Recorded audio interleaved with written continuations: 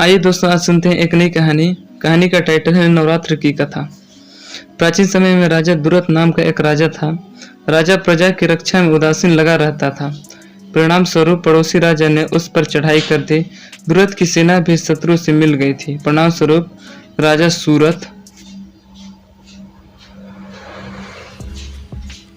की हार हुई और वह जान बचाकर जंगल की तरफ भागा। उसी वन में समाधि नाम का एक बनिया अपने स्त्री एवं संतान के दुर्व्यवहार के कारण निवास करता था। उसी वन में बनिया, समाधि और राजा सूरत की भेंट हुई। दोनों का परस्पर परिचय हुआ।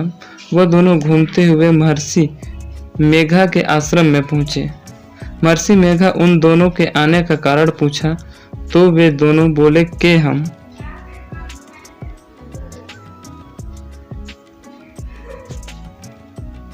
तिरस्कृत होने पर भी हमारे हृदय में उनका मुंह बना हुआ है। इसका कारण क्या है?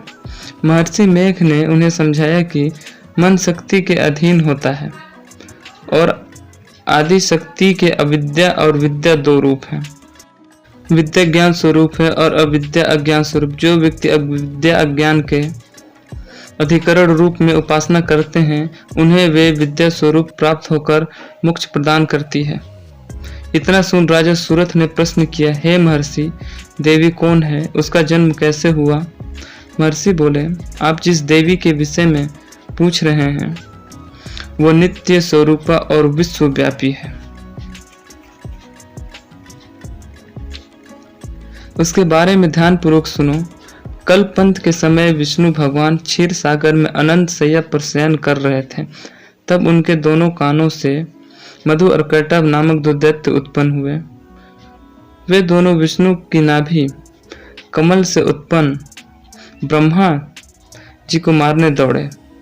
ब्रह्मा जी ने उन दोनों राक्षसों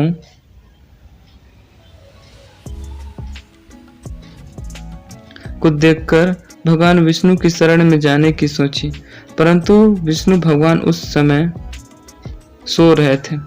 जब उन्होंने भगवान विष्णु को जगाने हेतु उनके नैनों में निवास कर रहे योग निद्रा की स्तुति की, परिणाम स्वरूप तमोगुण अधिष्ठान देवी विष्णु भगवान के नेत्र, नासिका, मुख तथा हृदय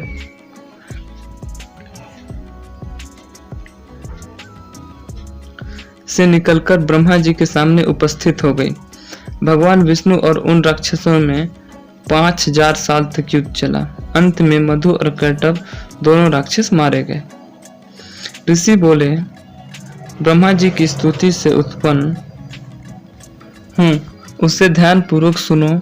एक समय देवताओं के स्वामी इंद्र तथा दैत्यों के स्वामी महिषासुर में सैकड़ों वर्ष तक घना-घोर संग्राम हुआ।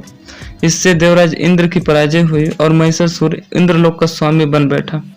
अब देवतागण ब्रह्मा के नेतृत्व में भगवान विष्णु और भगवान शंकर की शरण में गए। देवताओं की बात सुनकर भगवान विष्णु तथा भगवान शंकर क्रोधित हुए। भगवान विष्णु के मुख पिता ब्रह्मा जी और शिव जी तथा इंद्र आदि के शरीर से एक तेज पुंज निकला, जिससे समस्त दिशाएं जलने लगी और अंत में यही तेज पुंज एक देवी के रूप में परिवर्तित हो गया। देवी ने सभी देवताओं से आयुध एवं शक्ति प्राप्त करके उच्च स्वर में चिल्लाया, जिससे तीनों लोक में हाहाकार मच गई। महिषासुर अपनी सेना लेकर इस सिंहनाद की ओर दौड़ा। उसने देखा कि देवी के प्रभाव से तीनों लोग अलौकिक हो रहे थे। महिषासुर की देवी के सामने एक भी चाल सफल नहीं हुई और वह देवी के हाथों मारा गया।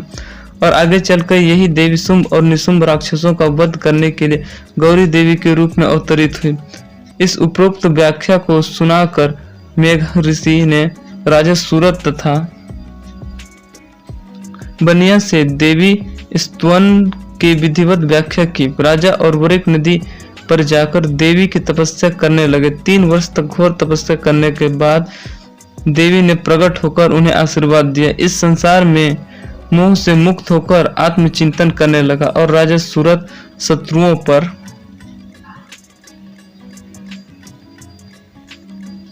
आक्रमण करके विजय प्राप्त करके अपना वैभव प्राप्त कर लिया।